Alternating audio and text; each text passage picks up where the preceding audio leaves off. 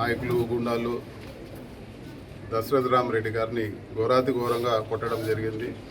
ఈరోజు దాదాపు ఈరోజు 2 కాళ్ళు ఫ్రాక్చరు, చెయ్యి చేతులు అన్నీ కూడా ఫ్రాక్చర్ అయ్యి ఈరోజు ట్రీట్మెంట్ తీసుకొని ఆపరేషన్ చేసి ఈరోజు ఆయన రికవర్ అవుతూ ఉన్నారు. ఇక్కడ విడ్డూరం ఏమంటే దెబ్బలు తిన్న వ్యక్తి పైన మళ్ళీ కూడా ఈరోజు పోలీసులు కౌంటర్ కేసు పెట్టే పరిస్థితిలో ఉన్నారంటే ఈరోజు లా అండ్ ఆర్డర్ ఏ విధంగా ఉందో తెలుస్తూ ఉంది.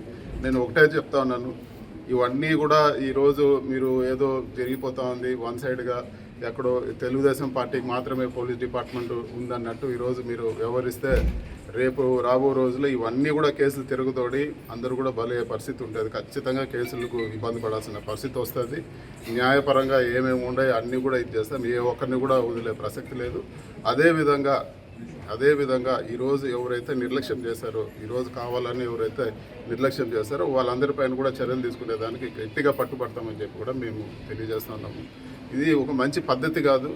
రాజకీయంగా పోరాడాలి కానీ వ్యక్తిగతంగా పోయి మనుషుల్ని కాళ్ళు ఎంచడము, చేతులు ఎంచడము, ఇంత నీచంగా ఇంత ఘోరమైన రాజకీయాలు చేయడము కరెక్ట్ అయిన పద్ధతి కాదు. ఇది ప్రజలు కూడా హర్షించరు. పొరపాటున ఒకసారి గెలిపించామని చెప్పి ఈరోజు ఇట్లాంటి చెత్త పనులు, ఇట్లాంటి ఘోరమైన పనులు చేస్తే ప్రజలు హర్షించరు.